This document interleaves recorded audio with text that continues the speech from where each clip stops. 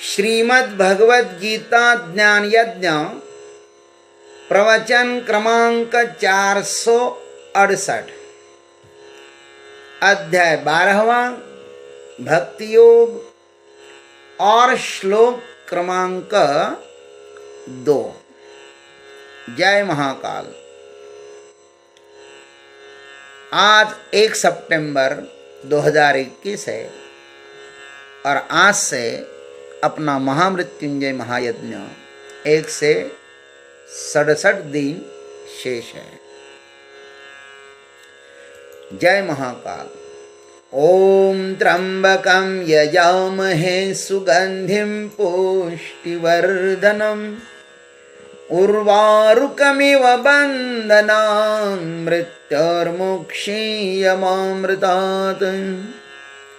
सदाशिवसमारम्भान् शङ्कराचार्यमध्यमाम् अस्मदाचार्यपर्यन्तां वन्दे गुरुपरम्पराम्। नमः चिन्मयदेवाय तेजोमयाय धीमहि सुबोधानन्दरूपाय नमः पुरुषोत्तमाय च। वसुदेवसुतं देवं कंसचाणूरमर्दनं देवकी परमानन्दं कृष्णं वन्दे जगद्गुरुम्। ओम तत्सत्। प्रथम श्लोक में अर्जुन ने भगवान को बड़ा ही सुंदर प्रश्न किया। सगुण साकार भक्तों की, सगुण साकार परमात्मा के भक्त और निर्गुण निराकार परमात्मा के भक्त, इनके विषय में उन्होंने प्रश्न किया। अब भगवान अर्जुन को उत्तर देते हुए कहते हैं कि सगुण साकार उपासक जो है ना अर्जुन, वे उत्तम हैं, ऐसा भगवान कहते हैं।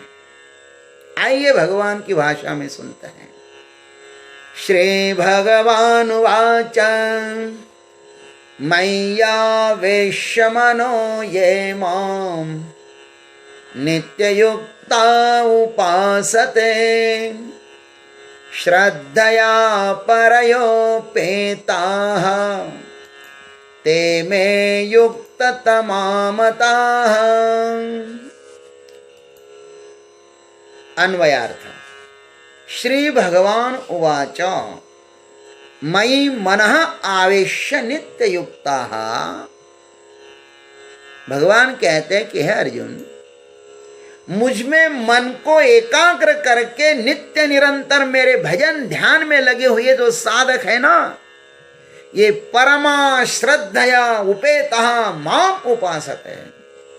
वे भक्तजन परम श्रद्धा से युक्त होकर मुझ सगुण परमेश्वर को भजते हैं ना, ते में युक्त तमामताः, उनको मैं अति श्रेष्ठ योगी मानता हूं। क्या बढ़िया बात भगवान ने बताया। ये तो महाराज श्रद्धा और विश्वास का अध्याय है, बड़ा प्यारा अध्याय है, गीता का सार है। सद्गुरु की महती कृपा होना तो ही यह अध्याय समझ में आता है। आइए सद्गुरु के आशीर्वाद से इस पर हम लोग चिंतन करते हैं। भगवान ने अवसर दिया है, भगवान को धन्यवाद देते हैं।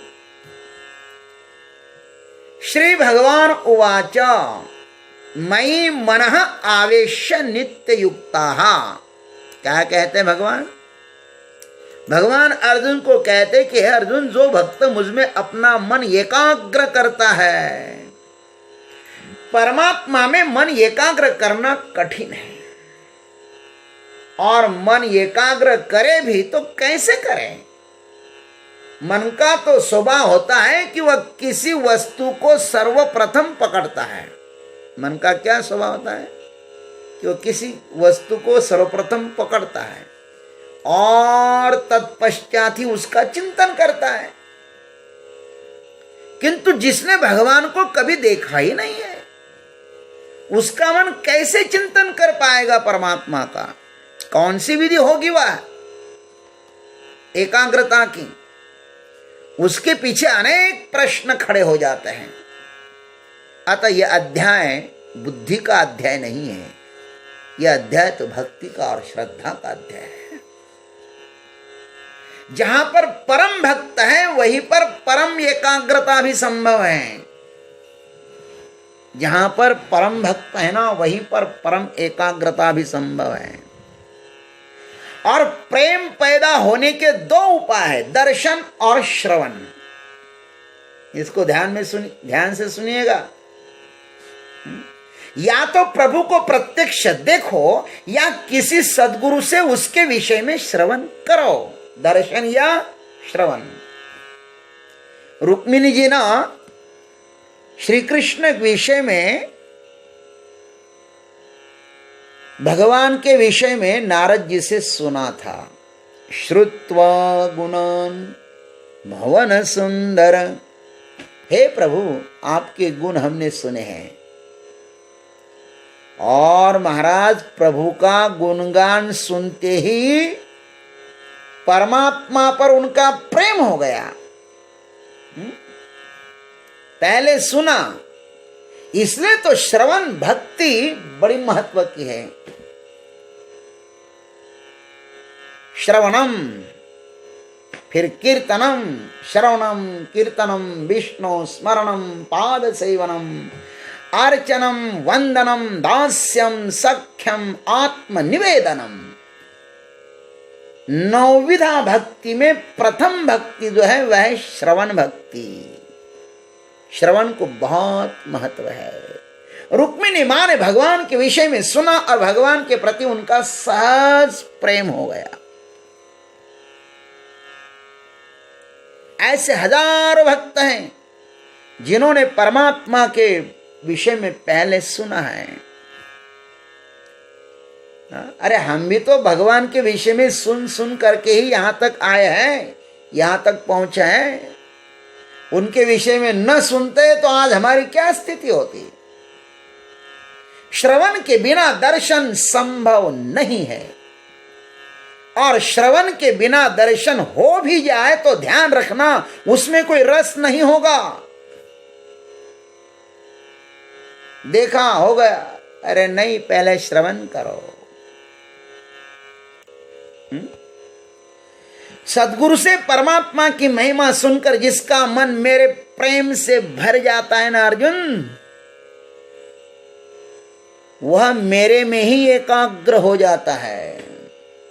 क्या सुंदर बात कही भगवान ने। मन दो ही जगह एकाग्र होता है, रागास्पद व्यक्ति में या द्वेषास्पद व्यक्ति में। जहां पर अति राग है वहां से मन हटता ही नहीं, और जहां पर द्वेष है वहां से मन हटता ही नहीं। सदैव उनका ही चिंतन होता रहता है। गोपियों का परमात्मा के प्रति तो अतीव प्रेम था, क्योंकि वे श्री कृष्ण को जानती है कि वे कौन है। वे कहते हैं, न खलु गोपिका नंदनो भवान अखिल देहिनां अंतरात्म दृक्। हे प्रभु, हे नाथ, आप केवल यशोदानंदन ही नहीं हो, आप तो सभी देहधारियों में अंतर्यामी हो महाराज। आप सबके अंतर्यामी हो।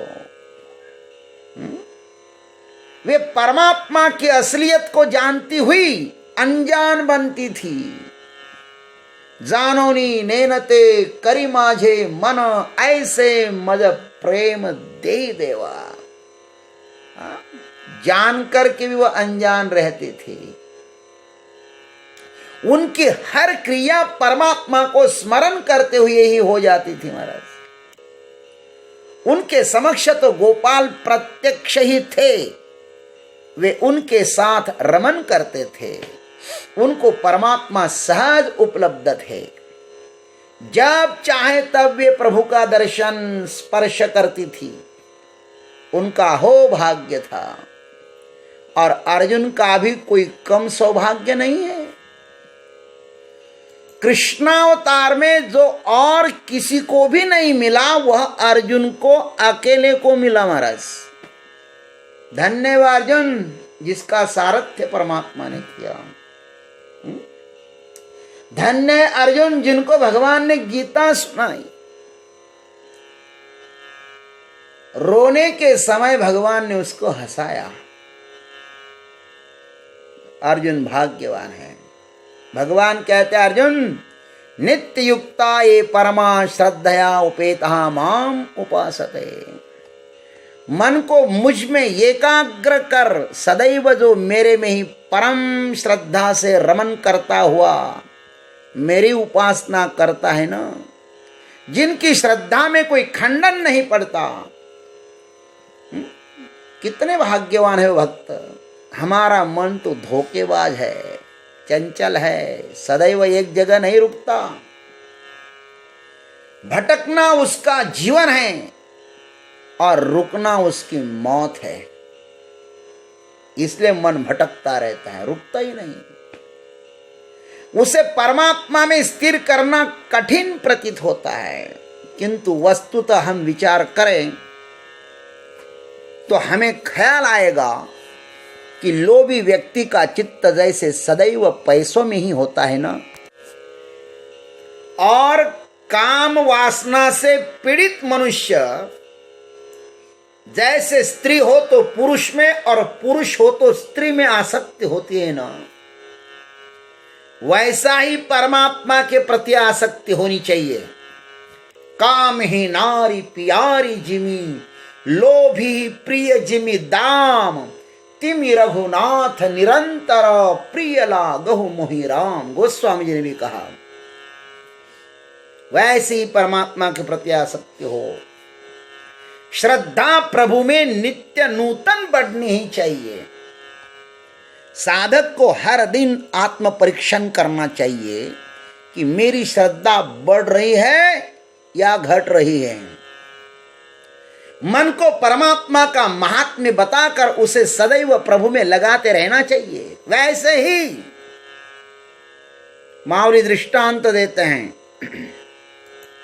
जैसे अस्ताचल के समय सूरज के पीछे पीछे उनकी समस्त किरणें भी चली जाती है, इस प्रकार मन की सब वृत्तियां परमात्मा में लग जाना चाहिए।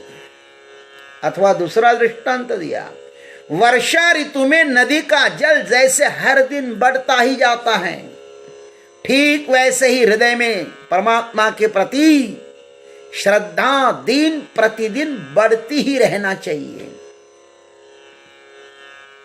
भगवान कहते कि मेरे भक्त की श्रद्धा नित नहीं मेरे प्रति बढ़ जाती है, बढ़ती ही रहती है, मेरा भक्त है तो। गंगा जी सागर में मिलने पर भी उनके पीछे जल के प्रवाह आते ही रहते हैं।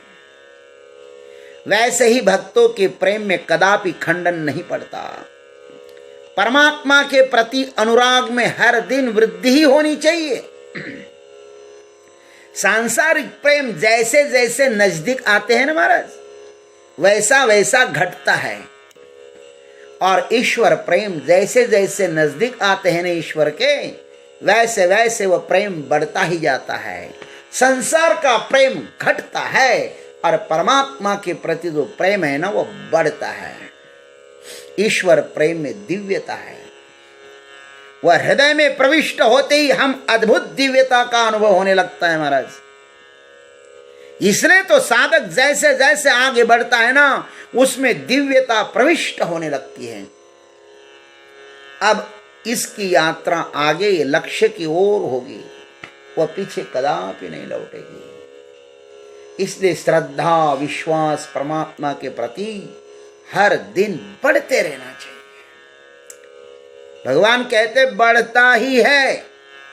यदि कोई मेरा भक्त है तो तेमे युक्त तमामता, जिसकी श्रद्धा और विश्वास बढ़ता है ना, इस प्रकार के जो समर्पित भगत है वह मेरी दृष्टि से श्रेष्ठ है, क्योंकि यह समर्पण का मार्ग अत्यंत कठिन है।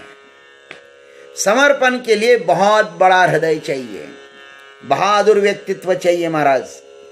समर्पण में अपने को सर्वथैव खोकर अपने इष्ट का ही हो जाना पड़ता है। इसको तो समर्पण बोलता है। समर्पण परमार्थ मार्ग की सबसे बड़ी शक्ति है। इसमें अपना सर्वस्व प्रभु चरणों में समर्पित करना होता है। अहम और मम ये दोनों भी जब परमात्मा के ही हो जाते हैं ना, तभी वह सच्चा समर्पण होता है। और ऐसा साधक ही भगवान से सदैव जुड़ जाता है, जुड़ा रहता है।